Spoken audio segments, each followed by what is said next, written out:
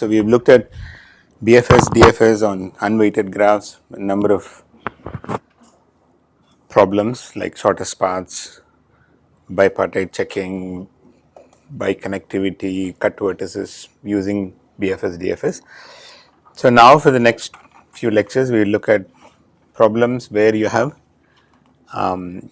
either the edges or the vertices some weights, and we want maybe shortest path, minimum spanning tree, and things like that. Okay, so let's look at shortest. So you have graphs with weights on the edges.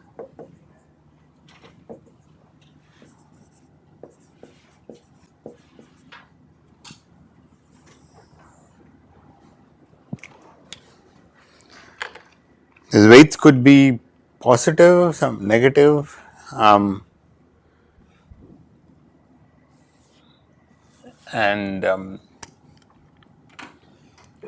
mostly positive, but we will also look at cases where you have negative weights. And so the problem we want to look at is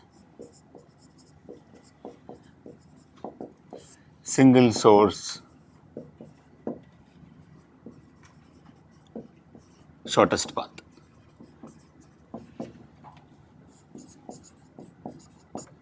Meaning I want to find the shortest path from some source vertex S to every other vertex. Okay, so there are variations of it. You can find, you want to look for all pairs shortest paths.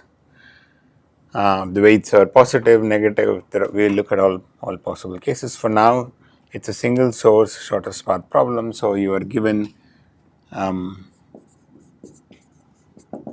digraph, a directed graph.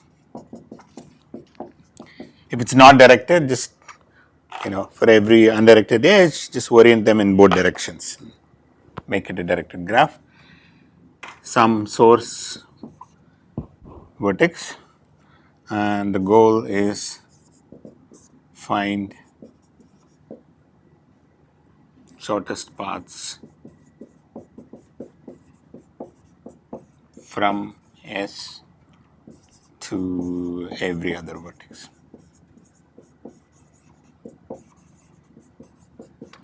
For most part, we will actually look at finding the shortest distance, which is a number, but I'll also tell you how to actually find the paths as well. Okay,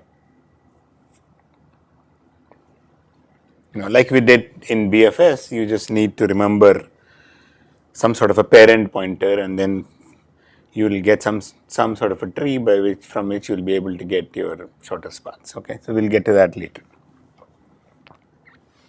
Okay, so this is the goal. For now, let's assume, okay, maybe I won't assume, let's see. Yeah, okay. I was going to say we'll assume the edge weights are positive, but let me say something more general and then we'll get to that. Okay. So here is some very useful property which we will keep using, and it is sort of a useful thing for generally dynamic programming based algorithm. If you have an edge UV, okay, let's use this notation. Delta SV is the length of the shortest path from S to V.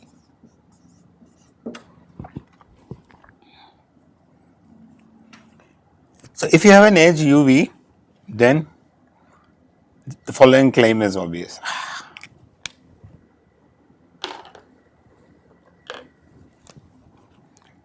Delta SV, I claim, is less than or equal to delta SU plus weight of UV.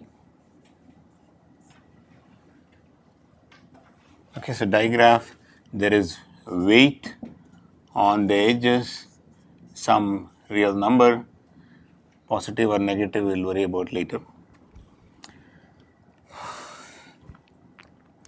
So this is clear, right? So length of the shortest path from S to V may or may not use this edge UV, but if it uses this edge UV, then the length of the shortest path. If it uses UV, then the length of the shortest path from S to V is actually equal to length of the shortest path from S to U plus weight of UV. And if it doesn't use this edge, and maybe then there may be a shorter path, so it's less than or equal to this. Okay. In fact, you even have what is called the optimum substructure property, that if this is the shortest path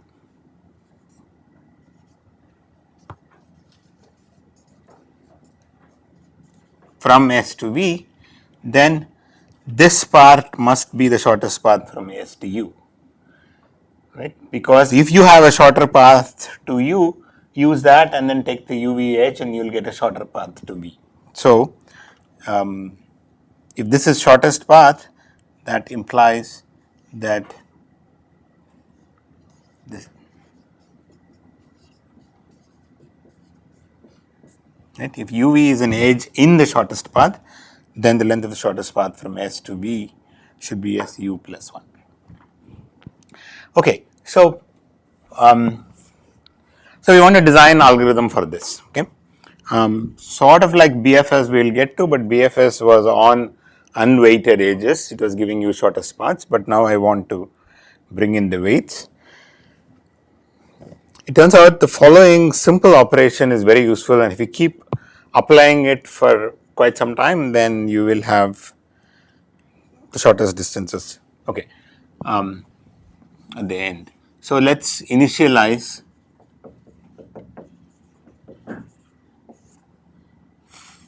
for V in V. Let me initialize this number, which is sort of an estimate for the length of the shortest path from S to V. Okay, and then I'm going to initialize ds to 0. And here is an operation which CLRS calls relax, where UV is an edge, is if dW is greater than dV, sorry, is greater than du plus weight of UV, then dV is made to be equal to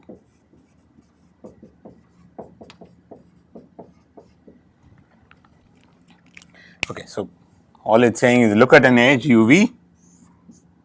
If it so happens that this, so D is some estimate for the shortest distance we have stored. So initially when you have not done anything, we just say it's infinity except for S, which is 0. Then you just look, go and look for some edge UV. If it happens that D of U plus the weight of UV is less than whatever you have stored here, then update this by D of U plus weight of UV. Okay. So one generic algorithm for this is keep applying this. Go find an edge, apply this, keep on doing this forever. Okay. It turns out it settles down eventually at the shortest path distances. Okay. So this is due to Bellman-Ford.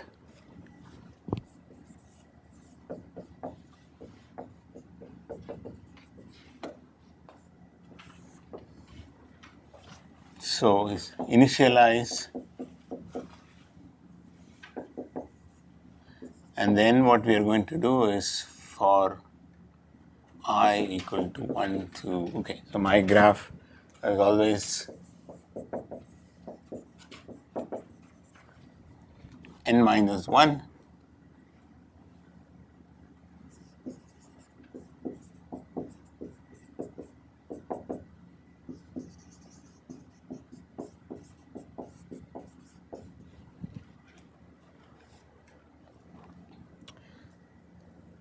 it turns out you can argue that you just do this n minus 1 times,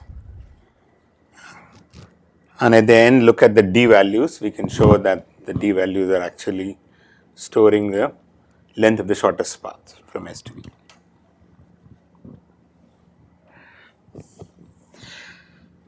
So to compute the shortest path themselves, let's have this some sort of a parent pointer the way we did in BFS, that somebody made me add to the queue, then I will make that vertex as the parent, my parent. So similarly, if dv happens to be, dv is greater than this, and so I have updated it, then the parent of v happens to be u. Okay. Let's also do that, because then I'll show you that later on actually what you get is you can also get the shortest paths themselves, not just the lengths.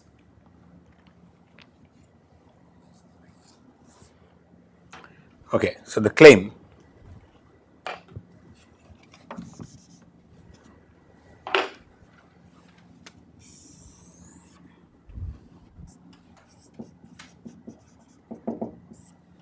If edge weights are non-negative,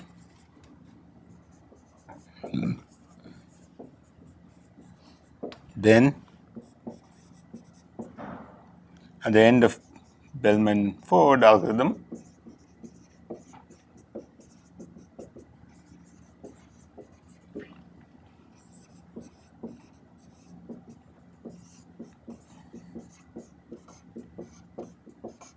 that the d value stored at every vertex happens actually to be the length of the shortest path from S to that vertex. Here the edge weights are non-negative. Okay, and we'll come to what happens if the edge weights are negative. So this seems like a very generic algorithm. Just pick an edge, do this operation. Seems like a nice thing to do, and just keep on doing this. We do it n minus 1 times. At the end of it, you'll have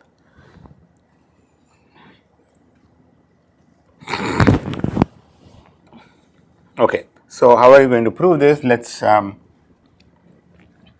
capture some nice properties of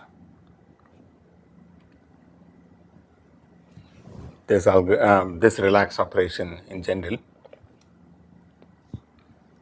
So I have actually mentioned some of this.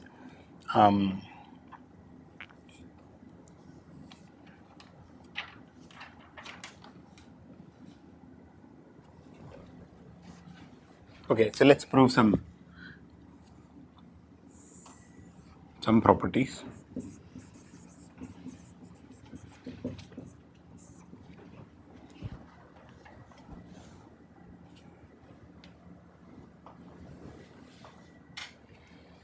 Okay, so look at this. If this is the shortest path,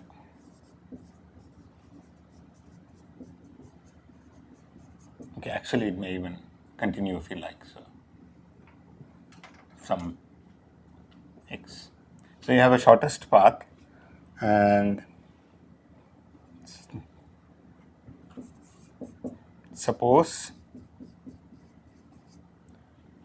du equal to delta su. That means that at u, you actually, whatever you have stored is the length of the shortest path from u to v. Then after relax uvw, because in this loop you are actually doing this relax operation on every edge n minus 1 times, right? So all I'm going to say is that after you do this, dv becomes its stable state. So maybe I should say more things. Okay, this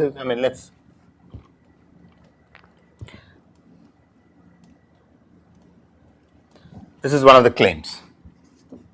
Okay. We will use a bunch of claims to prove this eventually. So what am I saying here? That take some shortest path from S and look at an edge here and say at some point you've reached that du equal to delta SU, the length of the shortest path.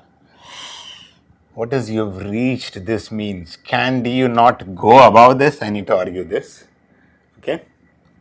Then I claim that when you relax this edge at u, because you will be relaxing every edge, dv would have reached the length of the shortest path. Okay. So first, to say that this is a stable state, what I want to say before I prove this claim, let's prove this is an easy claim that dv is always greater than or equal to delta SU.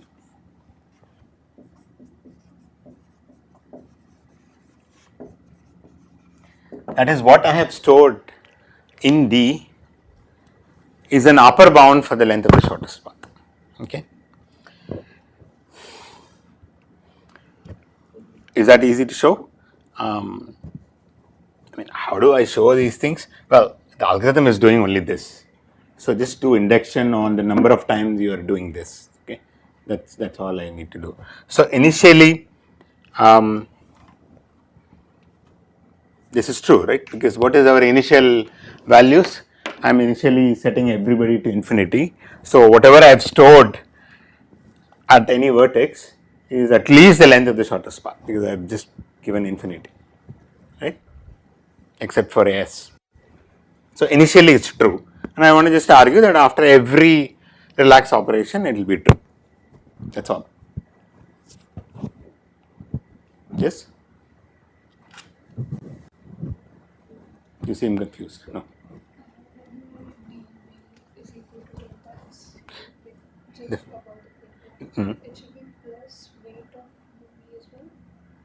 No. We will come to this later. No. We'll come to this claim later. First, let me prove this. That whatever d value I am storing at any vertex at any point of time is a lower bound, is an upper bound on the length of the shortest path from S to that vertex. It's true initially because this is what initialization does. And how do I show that after relax UV it will be true? Because what happens at relax UVW, maybe if this is what happens, right? dV will be changed to du plus weight of UV. So by induction hypothesis, du is an upper bound on the length of the shortest path from S to U, right? So, yeah, okay. Do I need this? I think.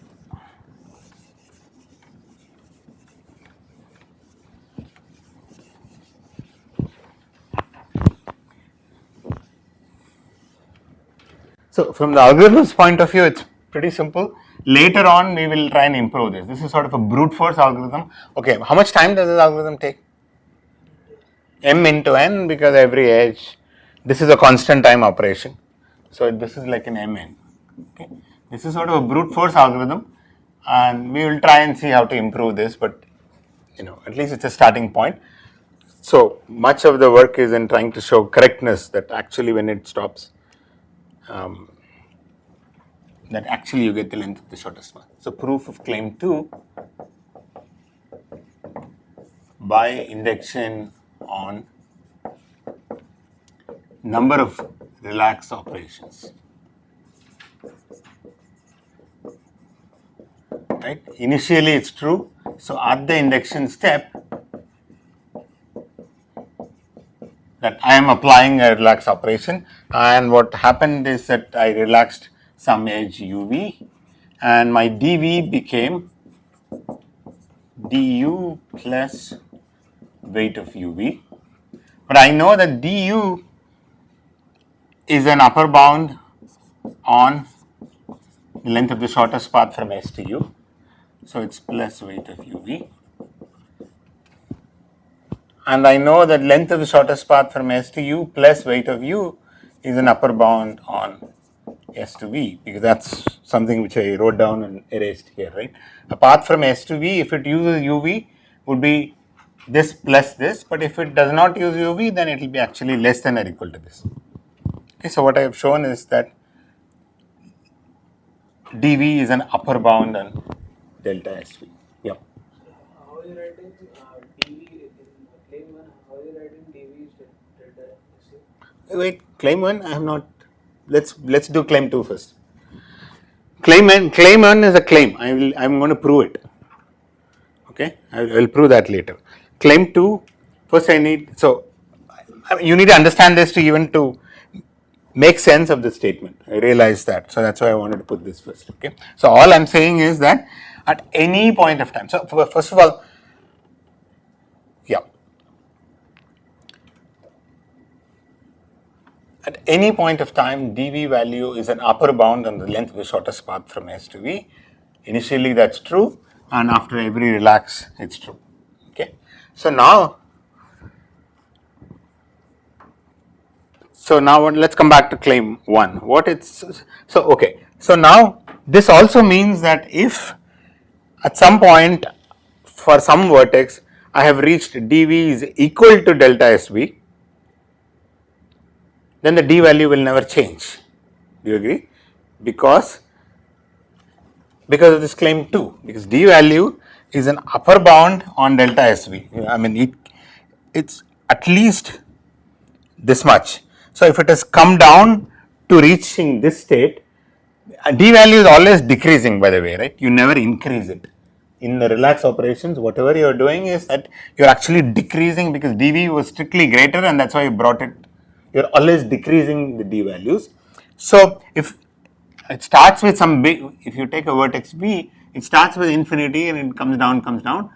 At some point, let's say it actually reached delta SV, length of this, then it won't come down because of claim 2. Because claim 2 tells you whatever d value you store here is at least the length of the shortest path. So it's not going to come down. So that's why I mean by, so suppose for some u, so this is the shortest path, and at some point du became equal to delta SU by some relaxation, and that means it has reached a steady state. Steady state is delta SU because it won't move beyond that. And then I am doing a relax operation on this edge. Then I claim after doing this relaxation, V would have reached the steady state. Okay, let's say the steady state as when dV reaching the delta length of the shortest path. Okay, so that's a claim. I need to prove that. Okay.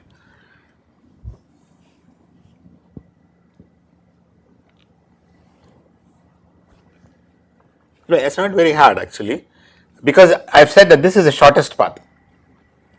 That's all you need. I mean, I'm just saying in the shortest path.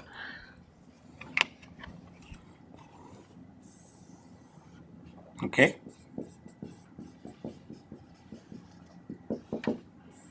So proof of claim 1. Now let's look at what is dV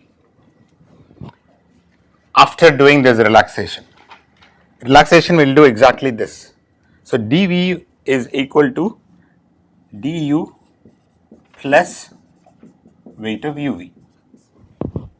Okay. Now what is du? Well, it's actually length of the shortest path from S to U.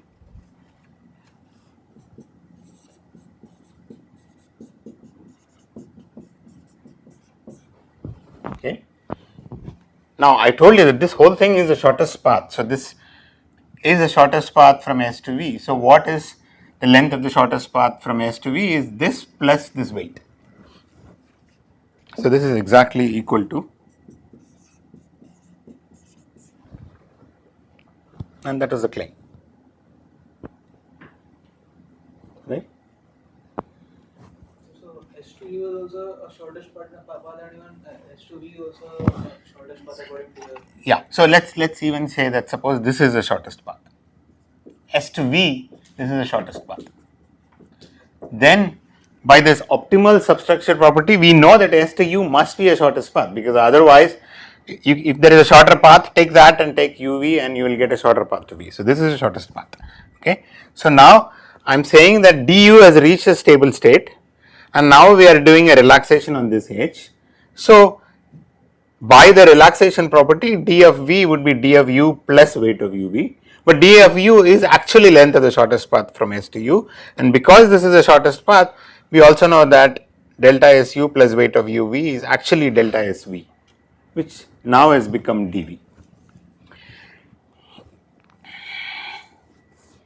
Okay, so that's all actually I need to prove this. So what do I want to show now? If the weights are non-negative, then if I just keep doing this relaxation on every edge some n minus 1 times, I'll be done. I will have a shortest path lengths stored at every vertex. Why? First of all, where am I using the fact that weights are non-negative? Weights are non-negative. Okay, so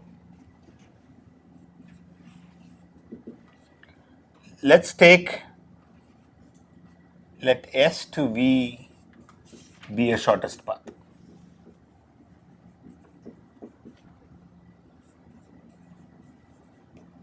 Right?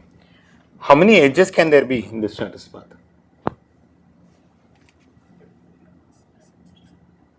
Number of edges. Let's call this as the length. Is at most n minus 1. Why? Because you can't have a cycle. Why can't you have a cycle? If you have a cycle in the shortest path, then you can throw away the edges and you will get a shorter path, right?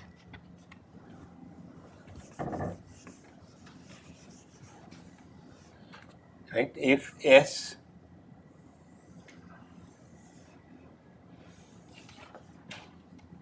if you have a path like this, then I can do some cut shorting and come like this, and I will get a shorter path. Only if edge weights are non-negative, right? If I have negative edges here, then when I say that this length is actually smaller than this length, I'm using the fact that the edge weights are all non-negative. Because if there are some negative edge weights, then it's useful to go cycle around. In fact, I can keep on cycling around. Okay, so this is where I'm using the fact that it's non-negative. So number of edges is length n minus 1. So let's look at these edges in the shortest path, right? Let's call it some V1, V2, V3, some VL, where L is less than or equal to n minus 1. Okay. So then, to start with, d of S is actually delta SS, right? Length of the shortest. So I have this. Okay. So now, at the time I relax this edge in the first round, remember every edge is relaxed n minus 1 times. So this edge would be relaxed first time. At the time I relax that edge, del V1 would have reached its stable state, right? The next round, when I relax this edge, V2 would have reached a stable state, and so on and so forth. So after n minus 1 rounds, my V distance would be equal to dV. Okay, so that's a reason to do this n minus 1 times. That clear? Because it just essentially it's multiple applications of claim 1. Just take shortest path from S to V, and I claim that at the end of it, what you have stored in dV would be actually delta SV. You just apply, keep applying this claim 1 multiple times, and that's what you get.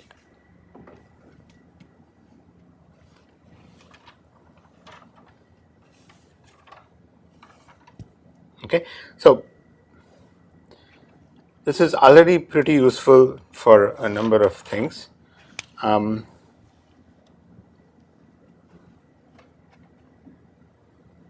Okay, what if you have negative edge weights? Okay, if you have negative edge weights, then you can have, there are two things. Would you have a negative cycle reachable from S? Okay, so suppose you have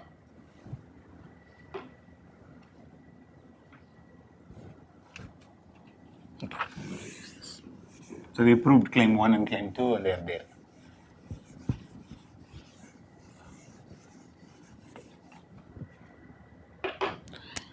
So if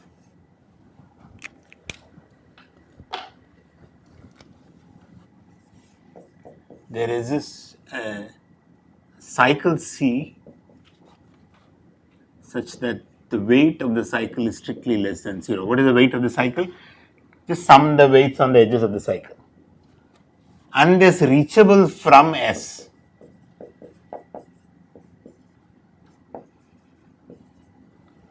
Okay, that means, because you may have a cycle not reachable from S, and then that's a different story. If I have that cycle, then I can go around that cycle any number of times and bring down the length of the path, right? Because it's a negative weight cycle. Let's say the cycle length is -5. Then this may be some 10, and I go around it and I get 10 minus 5. I go around it some 50 times, and the lengths are coming down. So I can, that's not a nice situation for me, because then S to V paths after this is going to be some minus infinity or something. Okay, so somehow I want to detect such cycles. Okay, so let's say my goal is, if there is a negative weight cycle reachable from S, just detect it and tell me. Otherwise, give me the shortest path length from S to V. Then it turns out Bellman-Ford actually does it. Okay, so this is really what you want. You can just add one more condition to Bellman-Ford, is that after doing this, if there exists an edge UV which is still relaxable, then I can claim, what is relaxable means that this condition is such that dV is greater than du plus weight of uv, then there exists a negative weight cycle reachable from S. So I can check this and output there is a cycle reachable from S.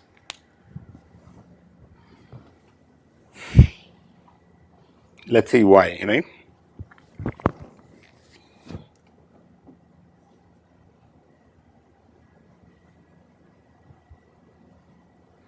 So in fact, I can strengthen this to, if there is no negative edge weight cycle reachable from S, right? Because that's all we really used. So instead of saying edge weights are negative, then we change the claim to, if there is no negative weight cycle reachable from S,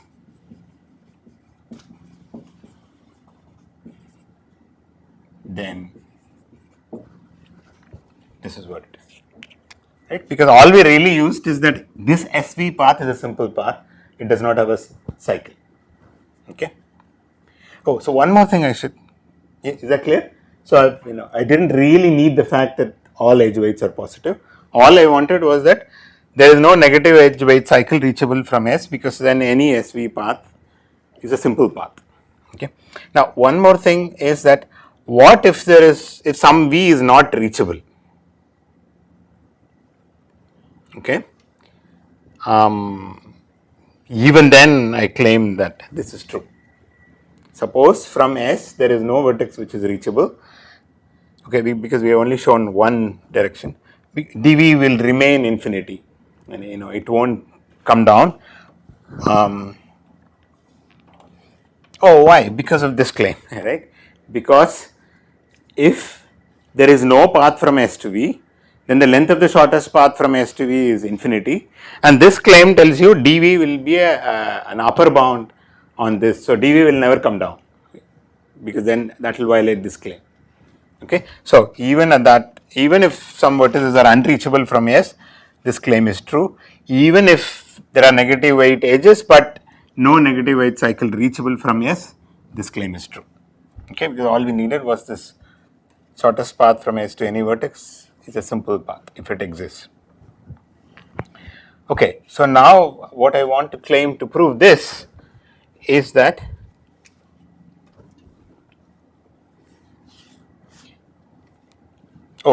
okay.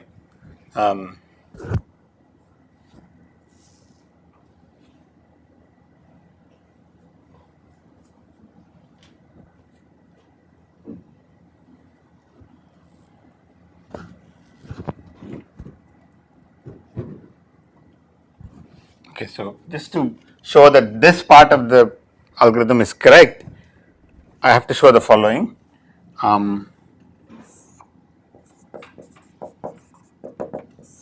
If there is no negative weight cycle reachable from S,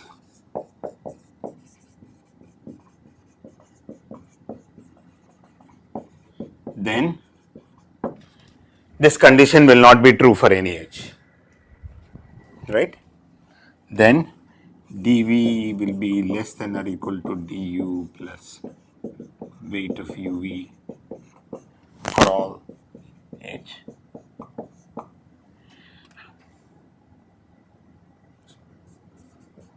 And if there is a negative weight cycle,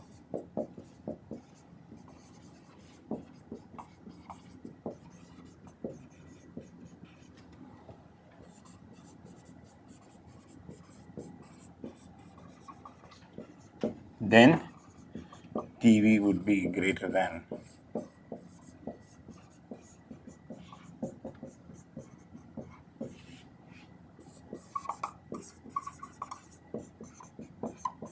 okay. So if I show this, then I would have proved the correctness of that, the new step which I added. Okay.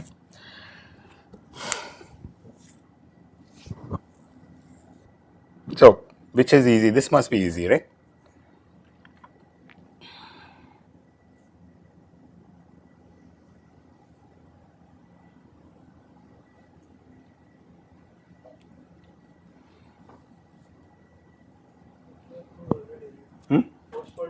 More or less, yeah.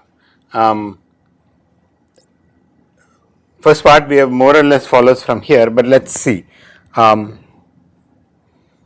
suppose V is not reachable from S. Okay, so what do I have to, suppose there is no negative weight cycle reachable from S. There are two cases. Suppose V is reachable from S or V is not reachable from S. Okay, if V is, and I want to show this for every UV, right? So I look at an edge UV. So if V is not reachable from S, then U is also not reachable from S, because otherwise I would have had this path. So by this claim, this would be staying at infinity, this would be staying at infinity, and so this condition would be true. If V is reachable from S, then dV would be actually the length of the shortest path from S to V. That's from this claim. Then U will be reachable. No, not necessarily. Maybe V is reachable, but U may not be reachable. But that's okay. Still, if U is not reachable, dV is less than or equal to some infinity plus something. If U is reachable, then this will be du, and I know that dV would be less than or equal to du plus weight of uv. If I am using this path, it will be equal to some other. Okay, so if u is not reachable, no problem, because this is infinity and will be less than or equal to. If u is reachable, then here it will be du, and we know that dV would be less than or equal to du plus weight of uv, because the length of the shortest path may or may not use this edge uv to v. If it uses uv, it will be exactly this plus weight of uv. If it doesn't use uv, it will be at most du plus weight uv. Okay, so in any case, if there is no negative weight cycle reachable from S, then because of this claim, for every edge you will have this condition satisfied. No problem. So algorithm will not complain and say this. Conversely, if there is a negative, sorry, not, yeah, okay, conversely, if there is a negative weight cycle reachable from S, let's look at that cycle. So that cycle will look like this.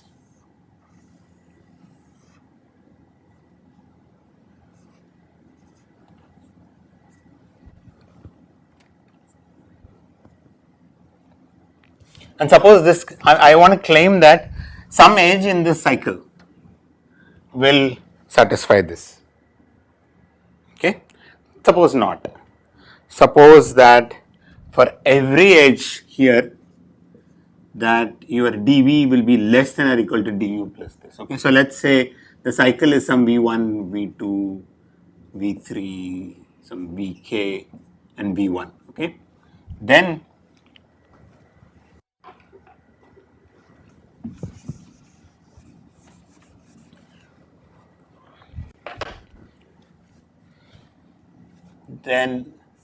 suppose dvi is less than or equal to dvi minus 1 plus weight of vi minus 1 vi, right? If this condition is not true means that this is true. Okay, so let me sum this over all I, right? I going from 1 to k.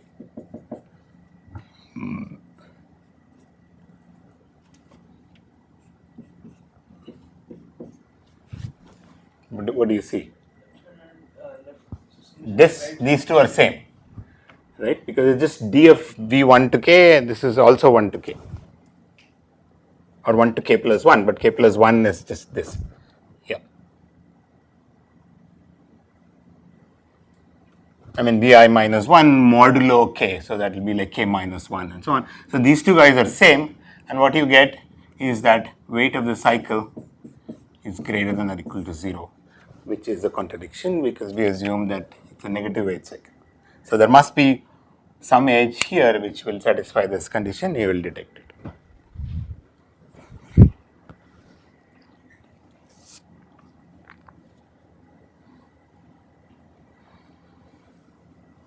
Okay, so good. So some brute force algorithm which can actually handle negative edge weights as well, and it will detect you with this, or it will give you shortest paths. Now, to really know the shortest paths, as I said, I've erased it. You also remember the predecessor value.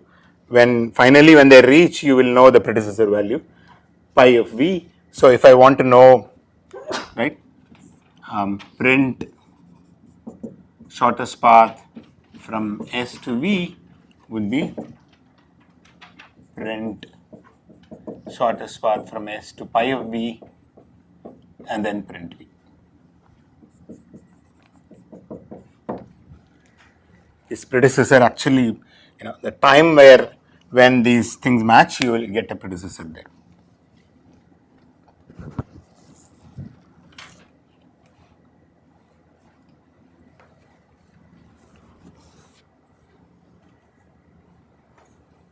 Okay, claim 1 is useful, which I erased, but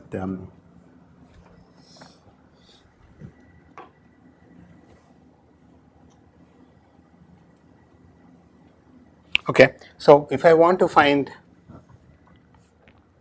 shortest paths in a DAG, then you can do much better than just relaxing it in minus 1 times.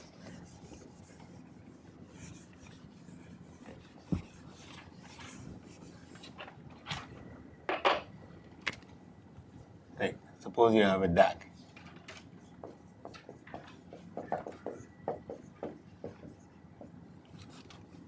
Directed acyclic graph, and you have some source.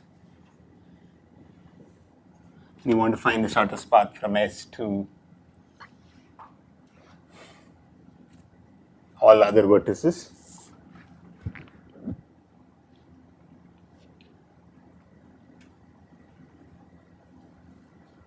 Any ideas how you want to do them? Because I want to just put back my claim 1, which I erased. All I'm saying is that if you look at the shortest path, which you don't know, but if you've relaxed them in the order of the edges in this shortest path, then at the end of it things are fine, right? So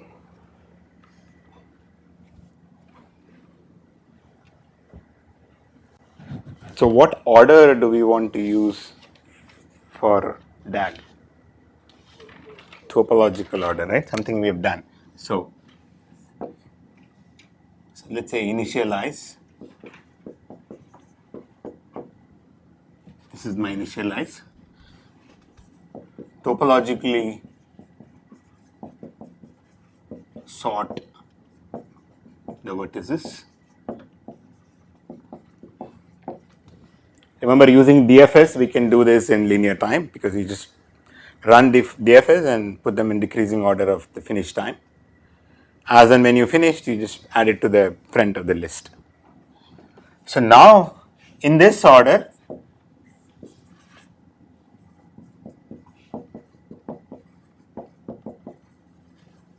let's say S comes first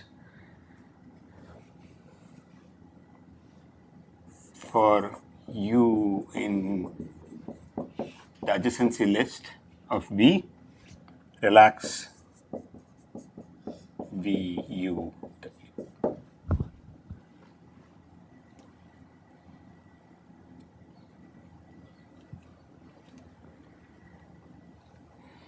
So just organize them in a topological order, and then what I'm going to do is, this is my topological order. So I look at all edges out of this vertex, first vertex, and I just relax them. Then I come here, look at these edges. Then I come here, look at these edges, and then do this operation, and I claim at the end of it, you're done. What you get is the length of the shortest paths. Before we prove that, okay, the proof is not very hard because it just uses the claim to. How much time have we spent here? Linear, because topological sort is just a DFS, which is order m plus n, and this is again summation degrees, so that's order m plus n. Okay, so now again, so why does it give you the shortest path? Because if you look at the shortest path from S to V,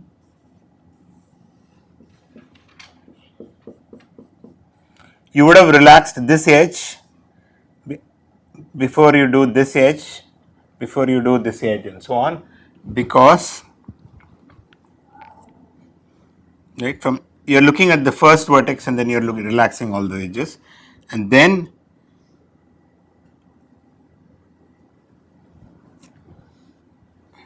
is that clear?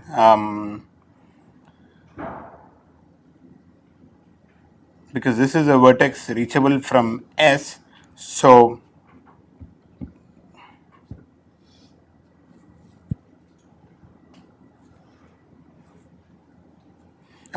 what the claim 1 tells you, that if you relaxed edges in this order, then you would have gotten shortest path. So is it clear that you would have actually relaxed in that order? Okay, why is that? Yeah, that's the idea, but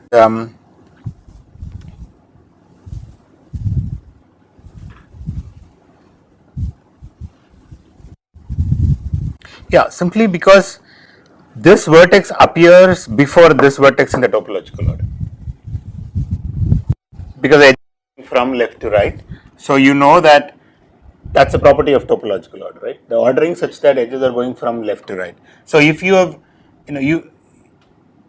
if you wouldn't have done this vertex before this vertex, because there is an edge going from here to here. So that means this vertex appears before this vertex in the topological order. So you would have relaxed edges out of this vertex before you relax edges out of this order, and so you will have the shortest path.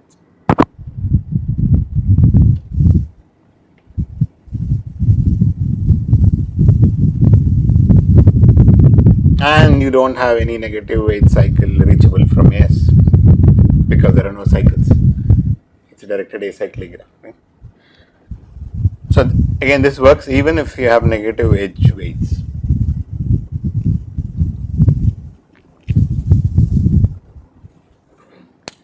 Okay, And finally, let's get to the popular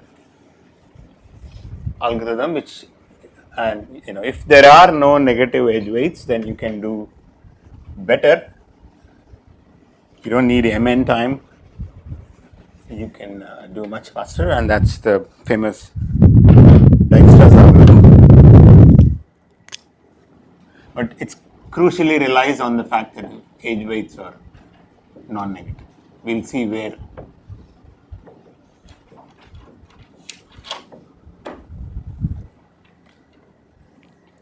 Then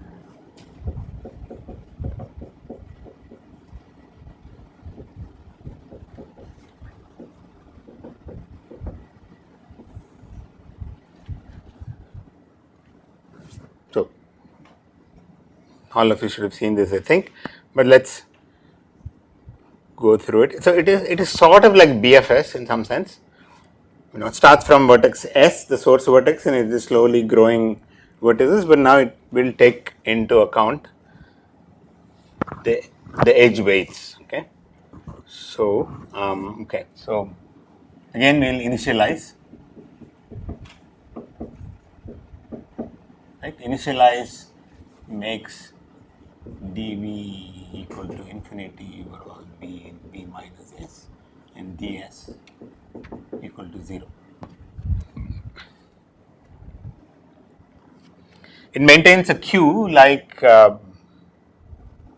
BFS,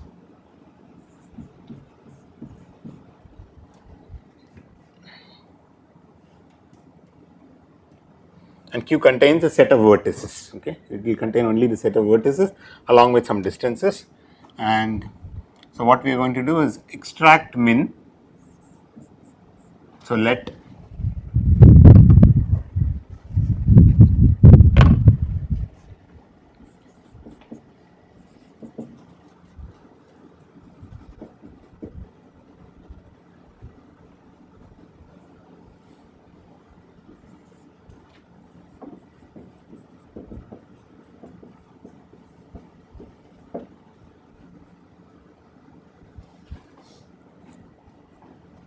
okay, so let's say that is actually du. So now my Q would be Q union U. So among all the vertices in V minus Q, I look at the smallest d value and look at the vertex corresponding to that d value and add it to the Q. And then for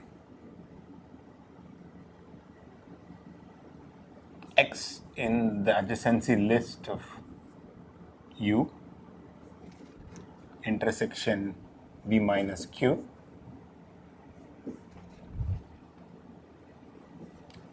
relax UXW. That's the whole argument. So what am I?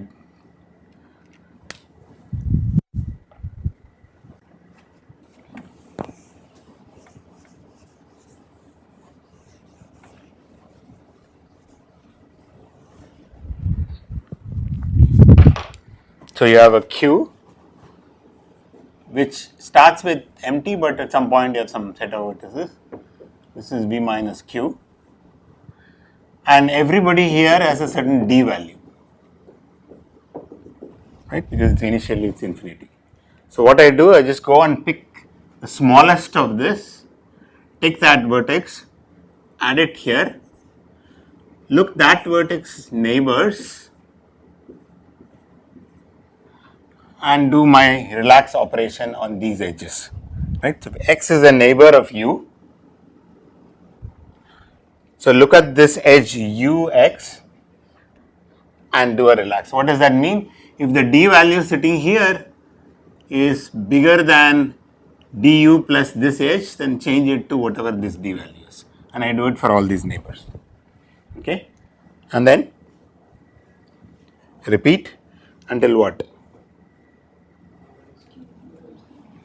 Yeah, so while v minus q is not empty,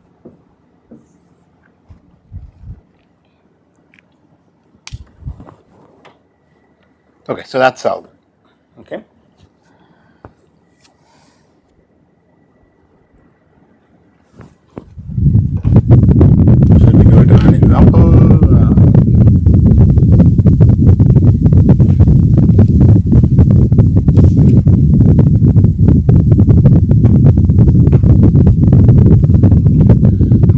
important thing is why is the algorithm correct, right? That's all you need to check.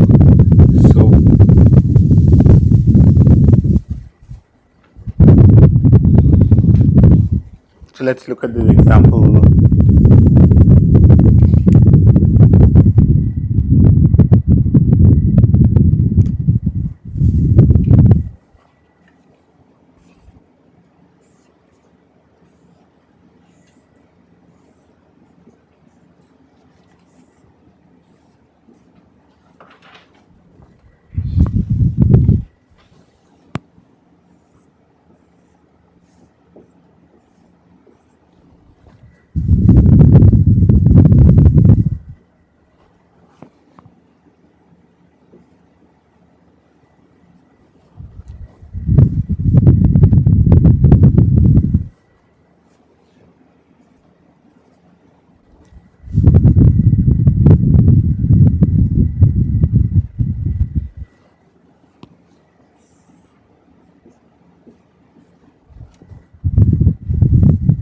So all edge weights are positive is important. We will see where we will need it in the proof of correctness.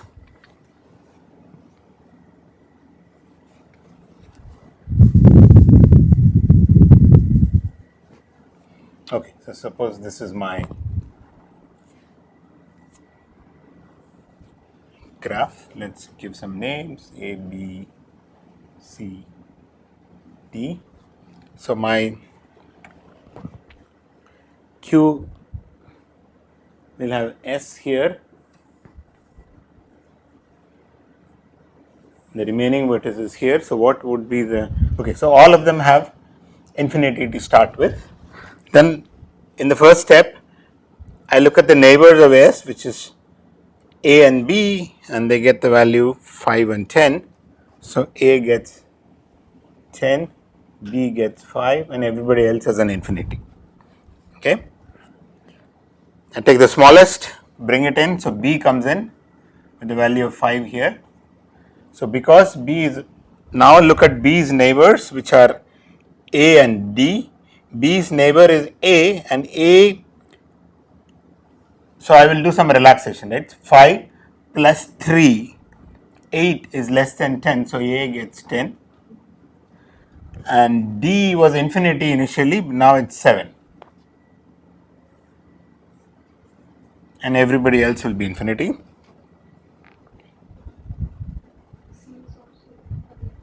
C also gets 14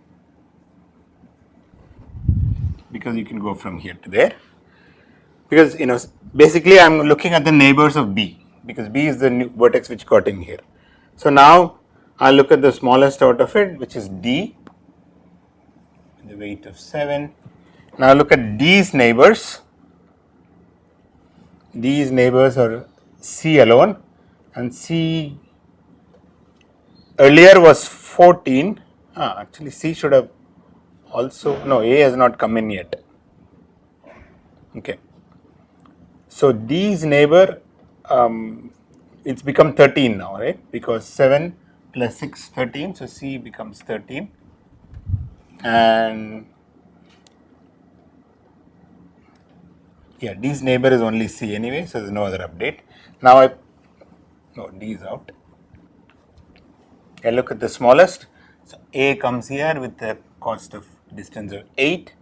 Look at A's neighbor, which is only C and B, but B is sitting inside because I'm only looking at B minus Q. So C gets 8 plus 1, 9, and it comes out with the cost of 9. So that's the distances. It tells you S is 0, and then you get B, D, and then A and C. So if you put the parent pointers and stuff, how will it be? So I'll have S here, and first B got in, so B's parent would be S, and then D got in because of B, so it will be like this, and A gets in with 8. How? because of B again.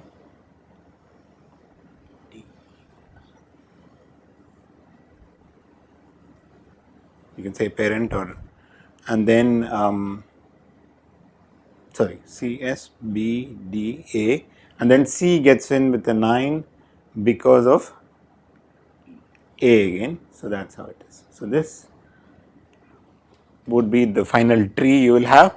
So if I have to output some shortest path to C, then I know this path. If you want to get to A, D, all this will be there.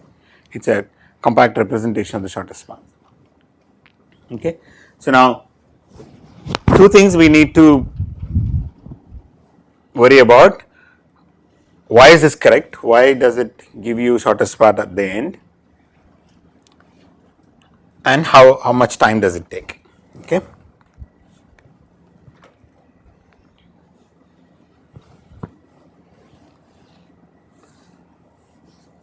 So naively, let's see how much time does it take. Okay, you're trying to find the minimum of some n numbers. So this will be like n time.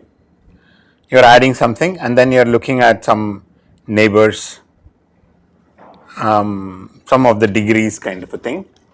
So this, in an aggregate fashion, over all steps of this loop would be like order m because some of the degrees, but this will be like n each time.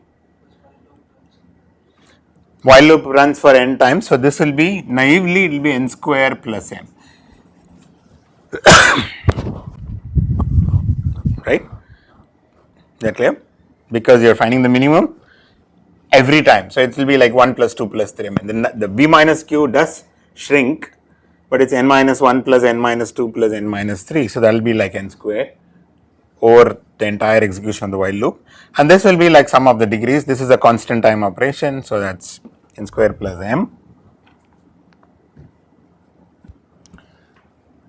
We'll see how to improve it using some more clever data structures. Okay. Why do we think it is improvable? I mean, where is some scope for improvement?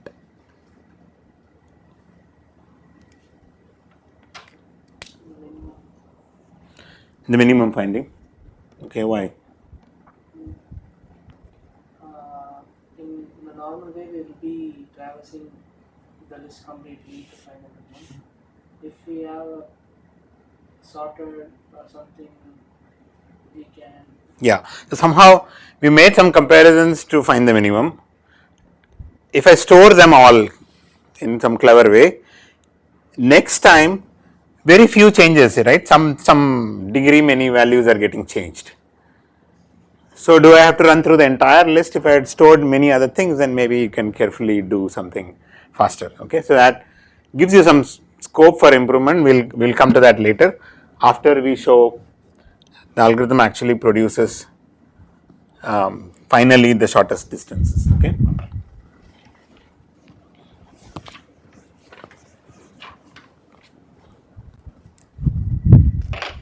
So let's talk about correctness.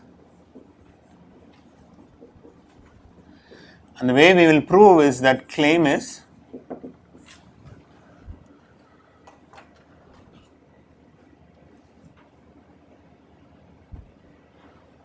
before execution of the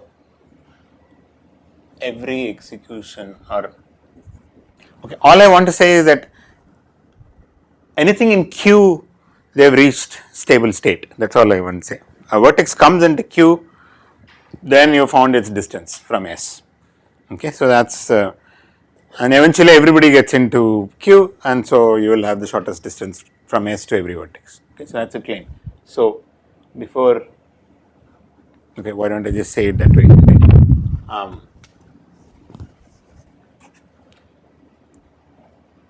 For vertices in Q,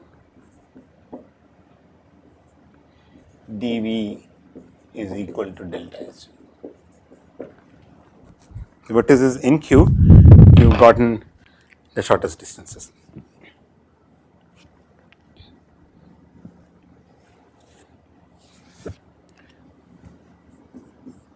So it's clearly true for first time because d of s is 0.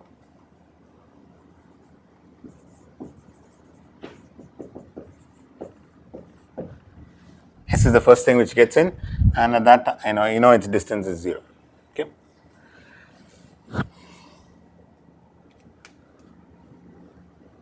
So suppose, on the contrary,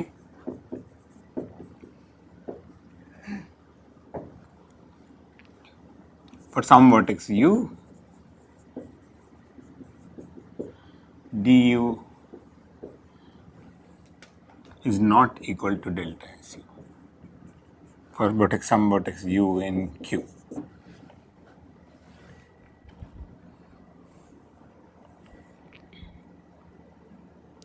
But notice that our earlier claim du is always greater than or equal to delta su. That was true for any algorithm which just does relaxation. This is also doing the same thing. It's just that algorithm Bellman-Ford was just blindly relaxing every edge so many times, but here I'm carefully relaxing some edges. That's all, right? Which edges I relax is where I'm carefully changing it, but otherwise I'm also just relaxing edges. How many times I relax and which edges I relax is different, but it's just relaxing. So for any such edge, for any such algorithm, this is true. Okay. So du is not equal to means that it's strictly greater than delta su.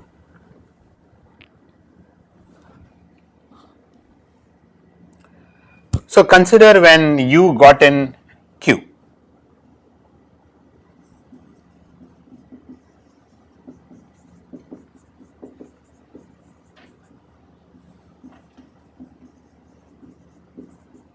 And let S to U be the shortest path.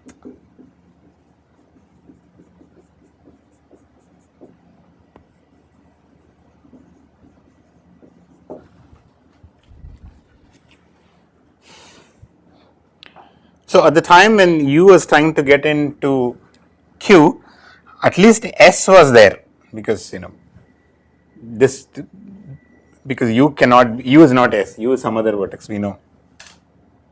So let's say the first vertex. Let's choose the first vertex. First meaning in the order in which they got into Q. Let's say it's some first vertex U for which there is a violation of this claim.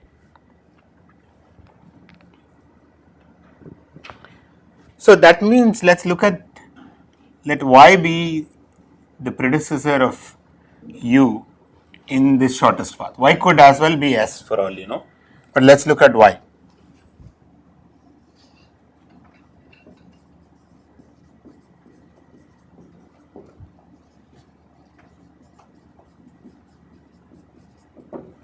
For Y, this is not,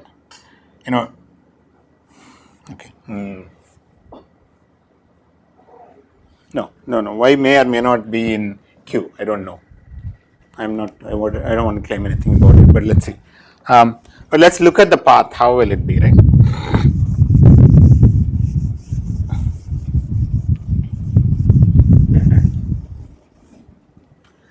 Since the path is going from Q, which is from S, which is inside Q, and U, which is outside Q, because U has not entered yet. Okay, so that the path will look like this. So I have S here, it comes here, gets out,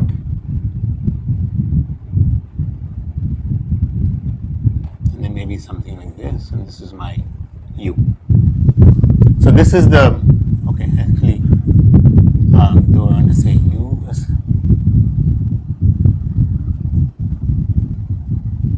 no, so sorry, I'm changing my, this is my X, this is my Y, and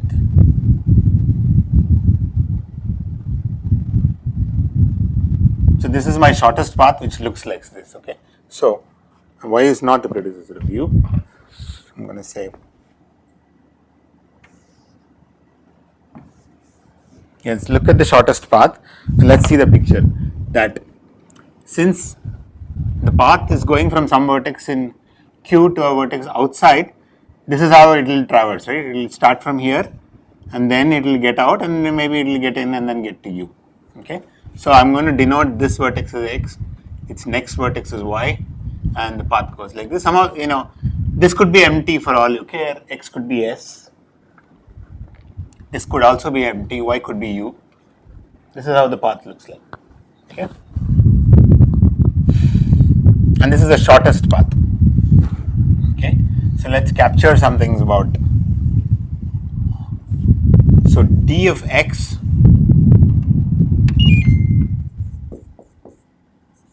is equal to delta Sx because we said U is the first vertex where there is this violation.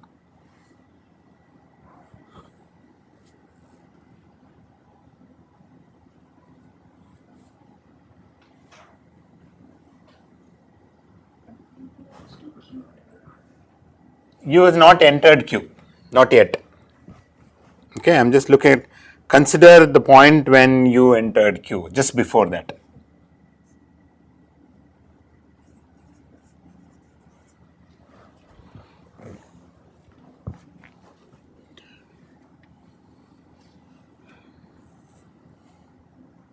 So what,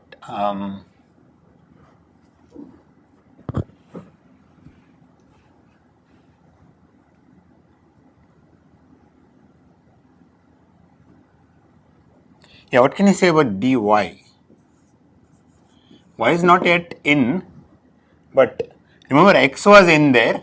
So moment you got in, x, you would have relaxed on this edge. And since this is the shortest path, remember our claim 2 which said that if you, on the shortest path, if one vertex has reached its stable value and then you relax by the next edge, the other vertex will also reach its stable value, right? So dy will be actually delta Sy, but still y is outside, we have not brought in yet, okay? Also, dy is less than or equal to du. Why? I mean, you can look at the picture in the path of the path.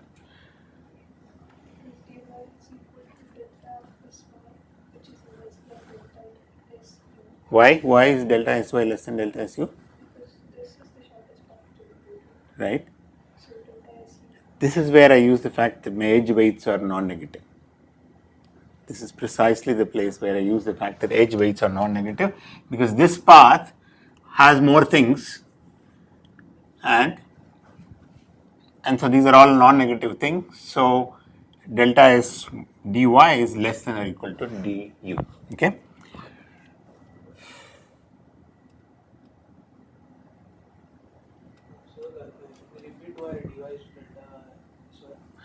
Dy is delta Sy by my claim 2, which I erased. Claim 2, yes. Because the claim 2 said if you look at the shortest path, and if this guy has reached the stable value, and if you relax by this edge, then this guy will reach its stable value. Since x is in there, the moment you got in, I would have relaxed by all neighbors of x. So this edge would have been used to relax, and so dy would have reached its stable value. Okay, so now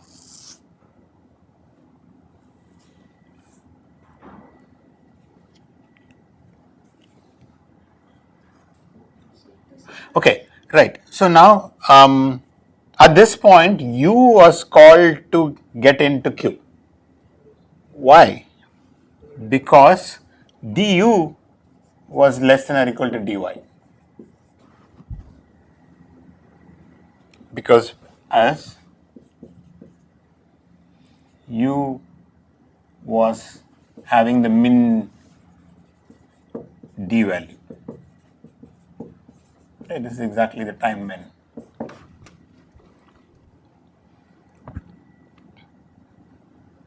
So dy is less than or equal to du because edge weights are positive or non-negative.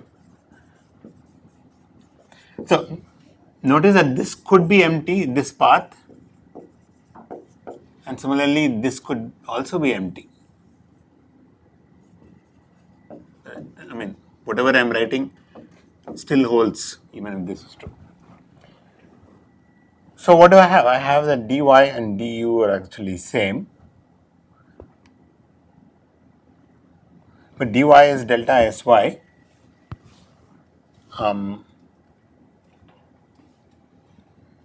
So is there a problem? So my claim, I want to claim that this is not true.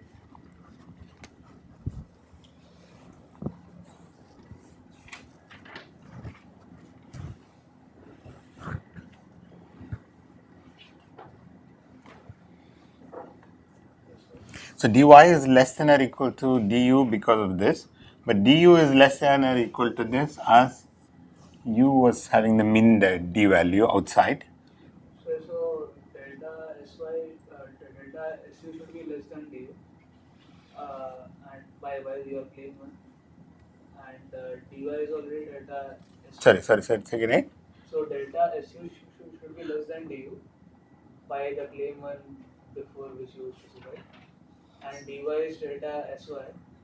So Wait, so sorry, I made some mistake here. It's not du, it's delta su. So when I say this, let me write like this: dy is equal to delta sy. So length of the shortest path from S to Y is less than or equal to length of the shortest path from S to U. I don't know what D values are. Let's not mix up. I'm only saying that this is true. Okay. So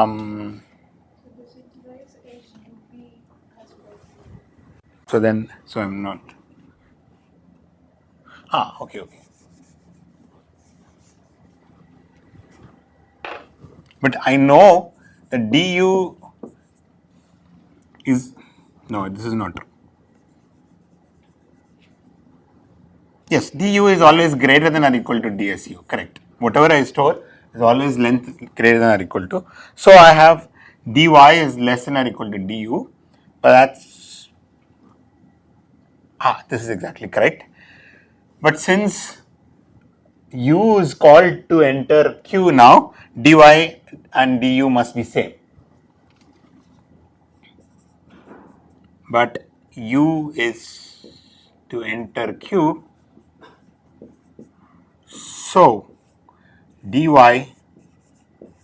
which is equal to delta sy, which is less than or equal to delta su, which is equal to du. So these guys must also be equal. And so what you have is du is actually equal to delta su, which is a contradiction.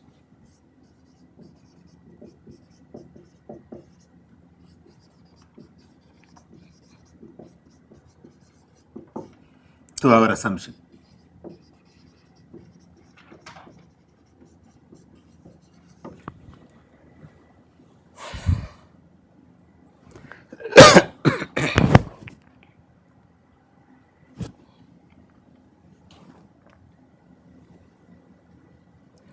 Okay, so that's, it's a very subtle proof, but it is important that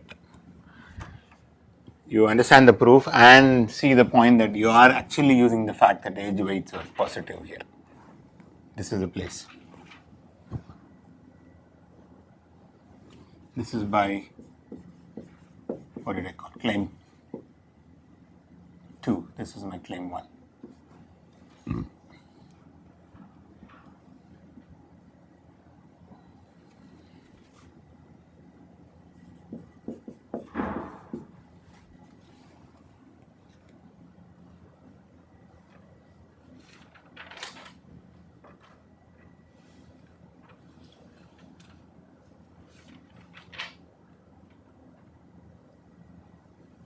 So this is a contradiction to assumption. Yeah. Okay, good. So okay, that's why it gives you shortest paths. You get with the predecessor, you will actually get the shortest paths themselves. Let's now spend maybe, we have 8 minutes. Let's talk about how do I, what kind of data structures do I use to improve the running time, right? So let's extract out what operations do I want. So essentially we are doing something on b minus q. B minus q is some set of numbers, and every time what am I doing? I am deleting some numbers from there. So I am deleting the smallest from there, okay, and I am doing something here. What am I doing? I am looking at the neighbors of this newly added vertex and I am changing their values. How am I changing their values? More precisely, I am decreasing their values. Okay, I want to increase it. So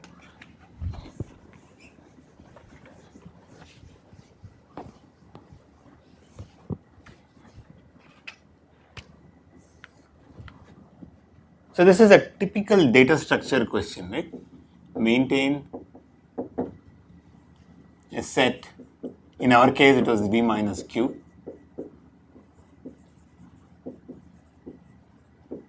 So what is a data structure question? You are given some data and some queries to support, and you want to figure out what is the best way to organize it to support these queries and how fast can you support them, right? So for example, if you want to organize a set of numbers to support search queries, where I say given an x, tell me where x is in there or not, what do you do? So keep it sorted, so you can do binary search and answer that query, right? So depending on the queries you want to support, you want to organize your data. So here, what are the queries I want to support? Delete min, the set from, and decrease key, right? So maybe I want to change x to y.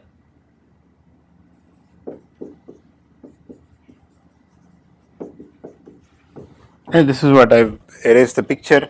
This is what will happen, v minus q, and you have this q, I got this x, I look at its neighbors, it will tell me to these values and do my comparison and say, okay, this new value is smaller than this, so change this to new value. These are the two operations I am doing. I want to see what is an efficient way of maintaining this set and support these queries.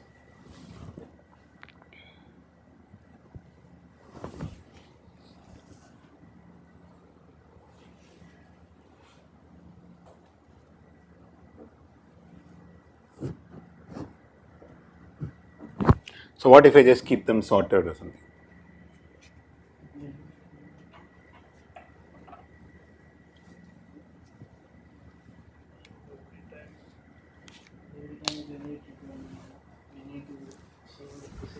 That's okay, just change a pointer.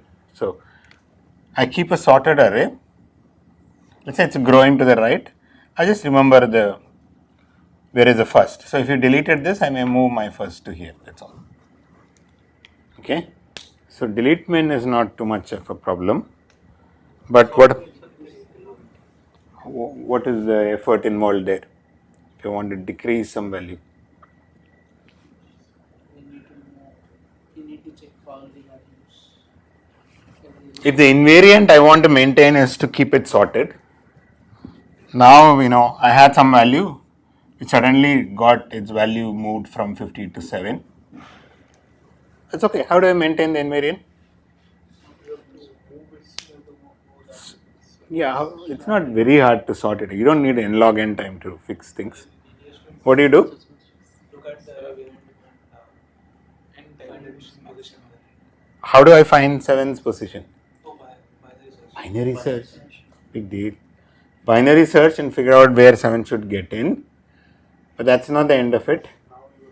You have to move things, so that is going to take you some n time. So my aim is to do everything in logarithmic time so that my overall time will actually become something like n plus m times log n. Right? Because this is happening n time, this is happening m times, I may want to do this n plus m log n, or ideally m plus n log n. I mean, all of this is possible with some nice data structures that you can actually do decrease key in some constant amortized time, and you can do delete min and log n worst case time. But right, so if you just keep it sorted, you have the problem that when I want to insert an element, you have to move things, and that might take some linear time. So you need some clever data structures. I don't know how many of you have seen data structures, so we will actually go slowly over it. You can do some balanced binary search tree. These are some heavy duty data structures where you can do insertion, deletion, search in logarithmic time. But you don't really need a search query here. Okay, I'm not going to search for an element because in the way, it's going to point to these values. All I need to do is to change and take the minimum. Change and take the minimum. That's all I need. So they're much simpler data structures. So maybe I think in the interest of time, we'll take that up next time.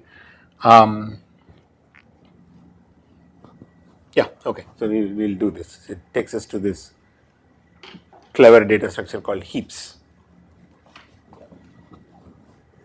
Okay, so next time.